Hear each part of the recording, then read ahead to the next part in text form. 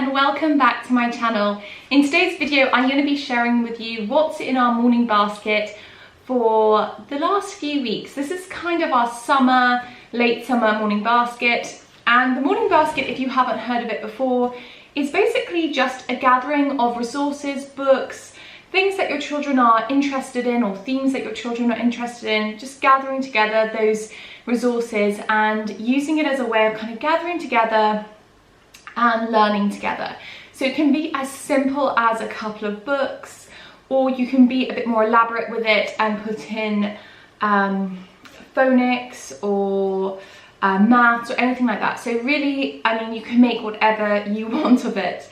If you look at the hashtag morning basket on Instagram, there's loads of ideas.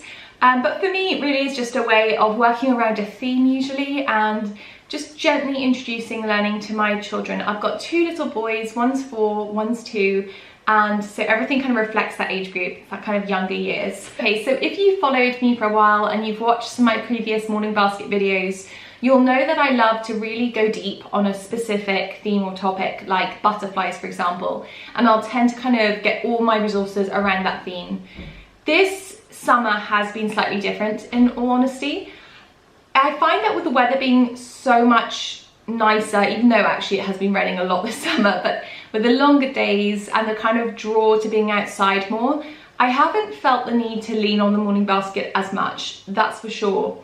I'm still using it, but I haven't been as strict about working around a theme in particular, and there are mornings where we don't do it at all, and we just spend the morning outside or the afternoon outside, and I find that by the time we've come in, the boys really are just ready for a bath, a book, and then wind down time.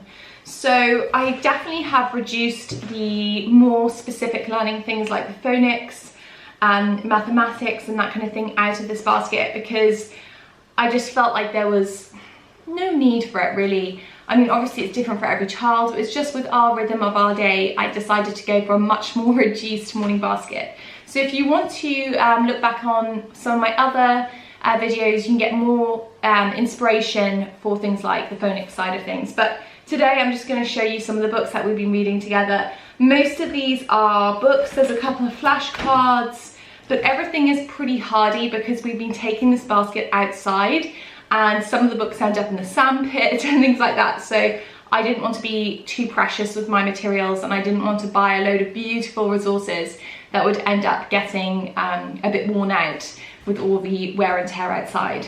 So let's just dive in. First up is our beautiful summer anthology by Winstone Press. This is a collection of poems, stories and songs for young children, and I've always enjoyed these. The poems are so gentle, very nature-based, there's lovely songs, and yeah, it's just gorgeous. It usually has a couple of things for celebrations as well, so you know, midsummer or that kind of thing.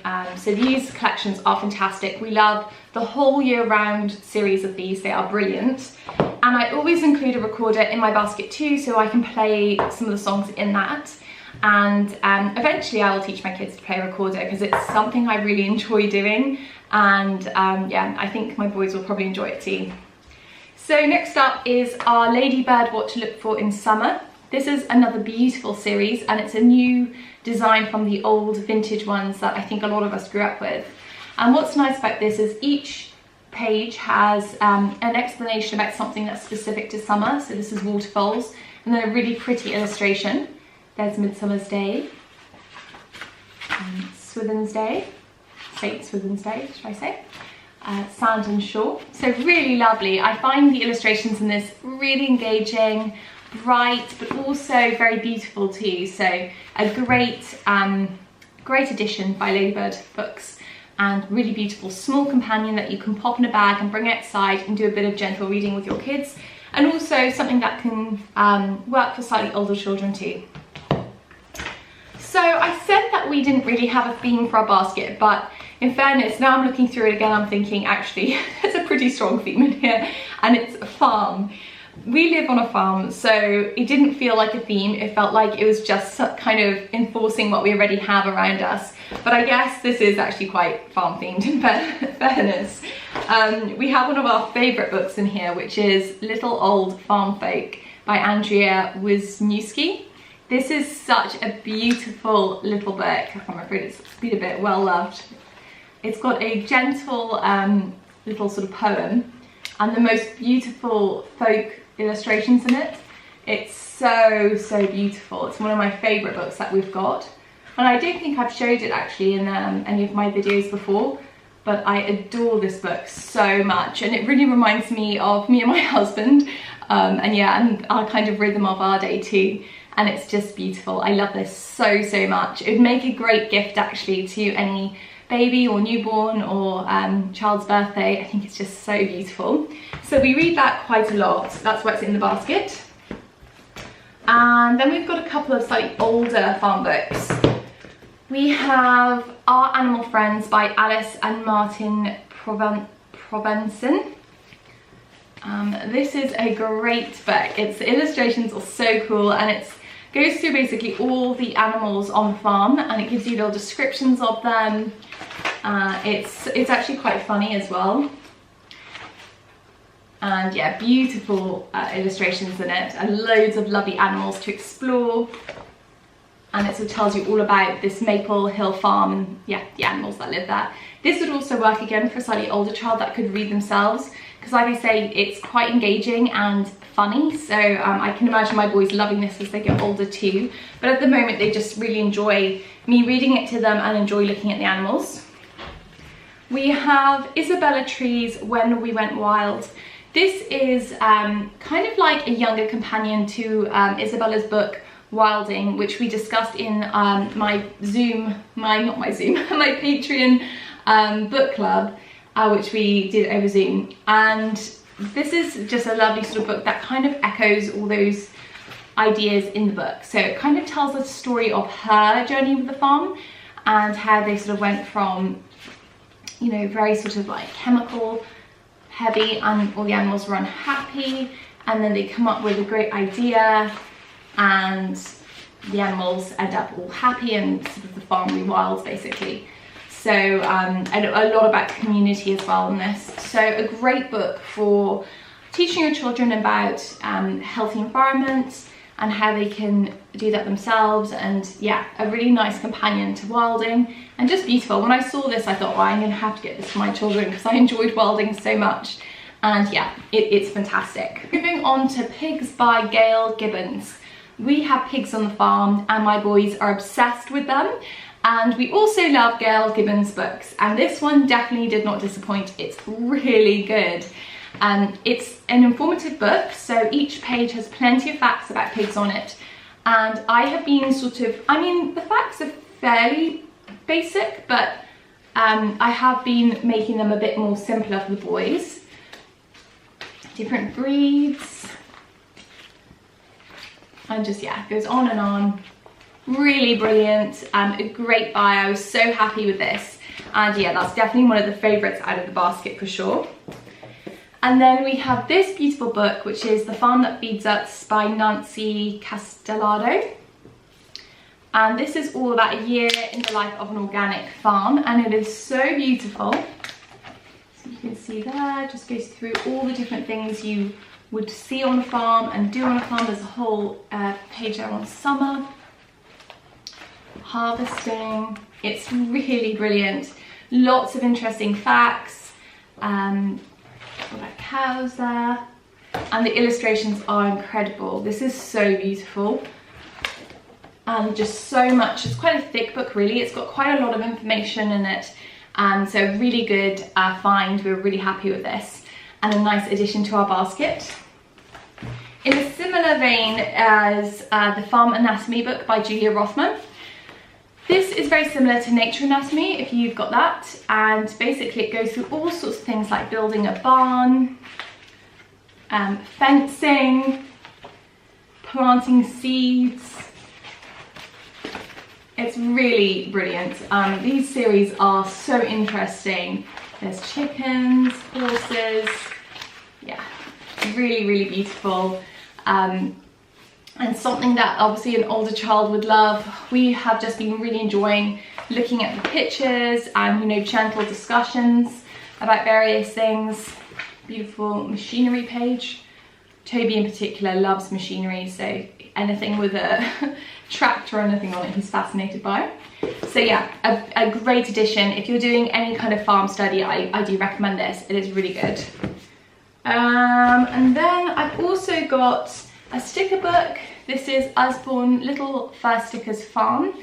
Again, just got those sort of shiny pages, which is quite handy. So if you misplace a sticker, you can redo it, and loads of stickers in it. So my boys love doing this, and Toby loves pulling all the stickers off again. And then I've got a little colouring book.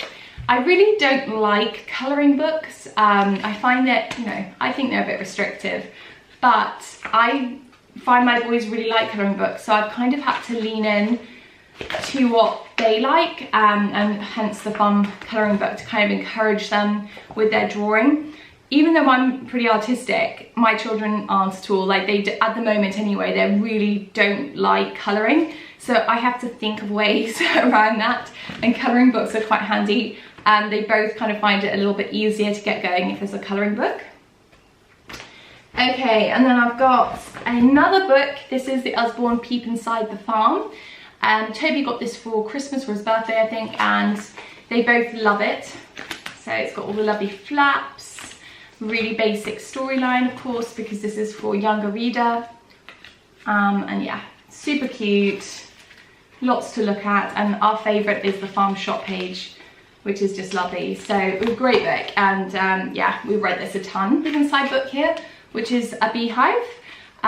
This is also fantastic. I love this series by Usborne, it's brilliant.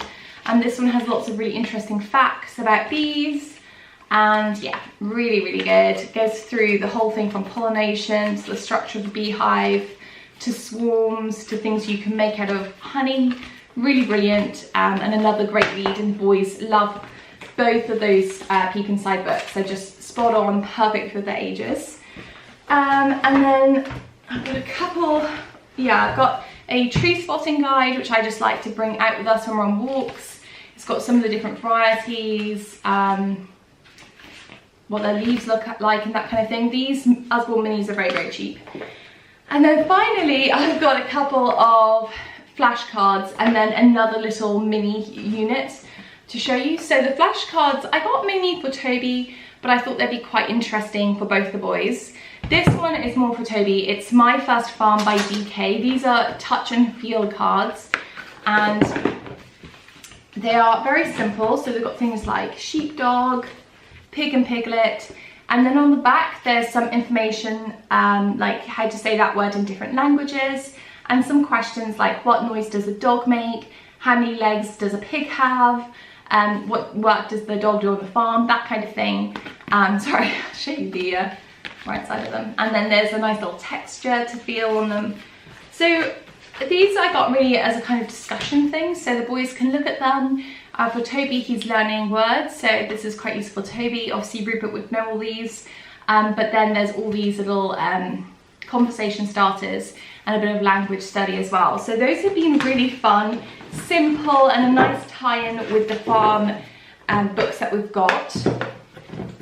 And I also got these Miles Kelly Lots to Spot flashcards on the farm, and these are actually, it says 3+ on these because this is for learning numbers, colours and words. And it also says play simple counting and spotting games and find engaging details to talk about in each picture. So let's have a look. So I don't quite know how many cards are in this pack, but it feels like a lot. So basically you get your different cards, and this has a bunch of flowers, and then on the back it has counting, so 4 bunches of purple flowers. So you've got the colour, and then it says here spot the odd one out. And again we've got scarecrow, and on the back you've got the counting, the colour, and again another spot the odd one out. And then here we've got farmhouse, 2 blue houses, and then spot the difference. And there's just loads of these. One of the most favourite cards in this pack is Combine Harvester. And again, you've got your counting, you've got your colour, and then again, spot the difference. So a really nice pack of cards. It's a lovely one for the dog. 6 black dogs.